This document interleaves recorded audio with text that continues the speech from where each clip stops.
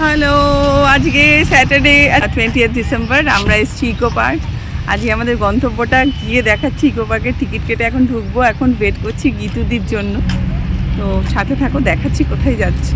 অনেকদিন বাদে ইকো পার্কের এই জায়গাটাতে এলাম। নর্মালি ইকো পার্কের ভেতরে আর ঢোকা হয় না।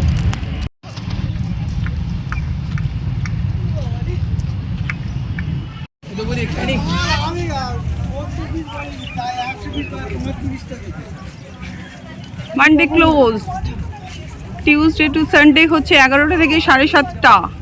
10 টাকা করে না, কত টাকা করে টিকিট? 30 রুপিস করে। দি কত টাকা করে টিকিট নিল? 30 রুপিস, তিনজনের 90 রুপিস টিকিট। জাপানিজ টেম্পলটা কোন দিকে? ঢুকে বাঁদিকে বললো। চলো ঢুকে বাঁদিকে হচ্ছে জাপানিজ টেম্পল। বলো।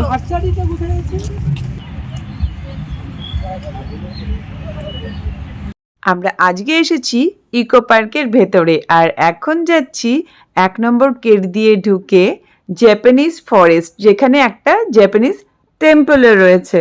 তাহলে সাথে থাকো, পুরো জায়গাটা সুন্দরভাবে তোমাদেরকে ঘুরে দেখাবো। দারুণ ফুল। যে তুলি বানিয়েছে, কি বল তুলি এটা? এটা ডার্ক চকলেট বানিয়েছে বাড়িতে। দেখো আমরা এখন খাচ্ছি ইকো পার্কে এসে। ওয়েফার আর তোমার ওই যেটা পিনাট বাটার সব হাতে বানানো। তুলির বানানো ডার্ক চকলেট খেতে খেতে আমরা এখন চললাম জাপানিজ ফরেস্টের দিকে। আর এই এরিয়াটা খুব সুন্দর লাগছে, পুরো জায়গাটাই দেখার মতো। তোমরাও চলে আসতে পারো যে কোনো দিন ইকো পার্ক, আর ঘুরে যেতে পারো জাপানিজ টেম্পল, জাপানিজ ফরেস্টে। জাপানিজ টেম্পলের জন্য কোনো আলাদা করে টিকিট কাটতে হয় না, ইকো পার্কের টিকিটেই তোমরা জাপানিজ টেম্পলেও ঢুকতে পারবে। চলে এসেছি দেখো টেম্পলের গেটের কাছে। এরকম সামনে একটা স্ট্রাকচার বানানো রয়েছে, আর এই হচ্ছে সামনে গেট। আর জায়গাটা ভীষণ ফটোজেনিক, যারা ফটো তুলতে ভালোবাসো তাদের কিন্তু খুব ভালো লাগবে।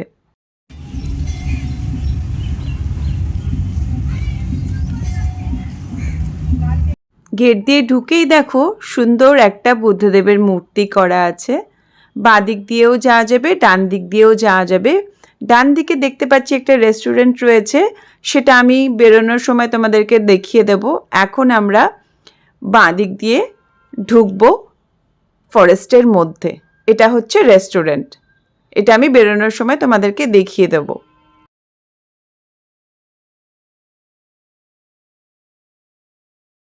এই দেখো টেম্পলের চূড়োটা দেখা যাচ্ছে।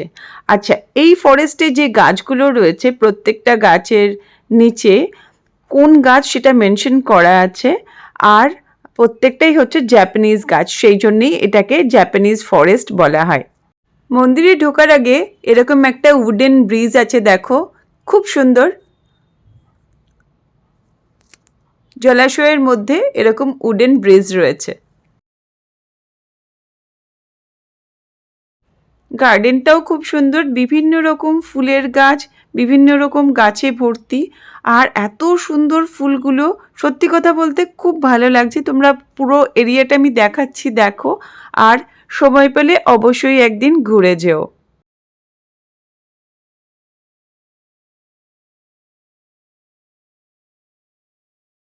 এসে গেছি মন্দিরের একদম গেটের সামনে। চলো এইবার ভেতরে যাওয়া যাক আর দর্শন করা যাক মন্দির আর বুদ্ধদেবের। দেখো কি অসাধারণ কারুকার্য, আর কি সুন্দর মন্দিরটা।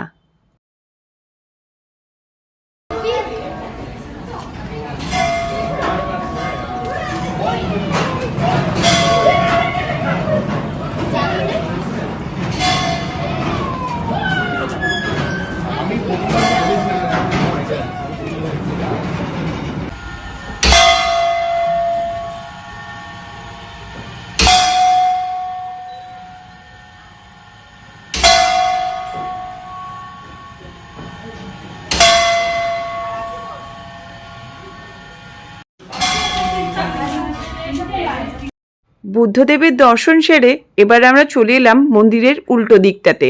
এদিকে রয়েছে গার্ডেন, আর জলাশয় রয়েছে একটা সুন্দর। তোমাদেরকে পুরো জায়গাটাই ঘুরে দেখাবো, সাথে থাকো আর দেখতে থাকো। আর ব্লগটা যদি তোমাদের ভালো লাগে প্লিজ একটা লাইক করে দিও। আর চ্যানেলে যারা নতুন ভিউয়ার্স, তোমাদের যদি আমার ব্লগসগুলো ভালো লাগে প্লিজ চ্যানেলটাকে সাবস্ক্রাইব করে দিও। খুব ভালো লাগলো এসে, মন্দিরটা ভীষণ সুন্দর। তোমরা ইকো পার্কে আসলে অবশ্যই এখানে এসো। আর এই জায়গাটাও দেখো কত সুন্দর, ভীষণ ভালো লেগেছে। তুলি কেমন লেগেছে? তুলি খুব ভালো। দারুণ লেগেছে, আমাদের দুজনেরই খুব ভালো লেগেছে। গীতুদি আসছে, গীতুদির একটা প্রবলেম হয়েছিল, ওই জন্য গীতুদি কিছুক্ষণের জন্য গিয়েছিল বাইরে, আবার আসছে আবার। আর মন্দিরটা এত সুন্দর, মানে রিয়েলি খুব ভালো এনজয় করলাম।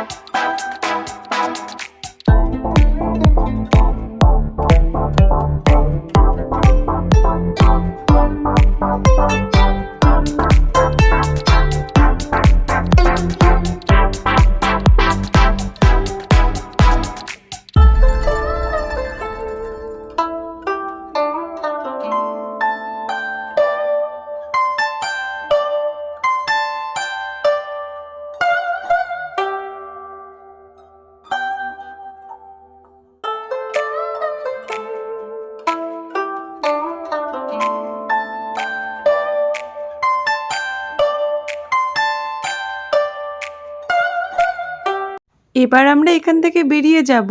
আর এবার আমরা যাব হচ্ছে ক্যাফে একান্তে। ইকো পার্কের বিভিন্ন জায়গা নিয়ে আমি ভ্লগ বানাচ্ছি, তো নেক্সট ভ্লগে তোমাদের সাথে শেয়ার করব আমাদের ক্যাফে একান্তের এক্সপেরিয়েন্স। কী খাবার সেখানে ট্রাই করলাম, কেমন ছিল খাবার, সমস্ত কিছু থাকবে সেই ভ্লগে। আর দেখো, এদেরও একটা নিজস্ব রেস্টুরেন্ট রয়েছে, এখানে তোমরা জাপানিজ ফুডও ট্রাই করতে পারো। তাহলে আজকের ব্লগটা আমি এখানেই শেষ করছি, আর আবার দেখা হবে পরের ব্লগে। আর এই ব্লগটা যদি তোমাদের ইনফরমেটিভ লাগে, ভালো লাগে, এই ব্লগটা দেখে আসার প্ল্যান করো ওখানে, অবশ্যই আমাকে কমেন্ট বক্সে কমেন্ট করে জানিও। আজকের মতো সবাইকে বাই বাই।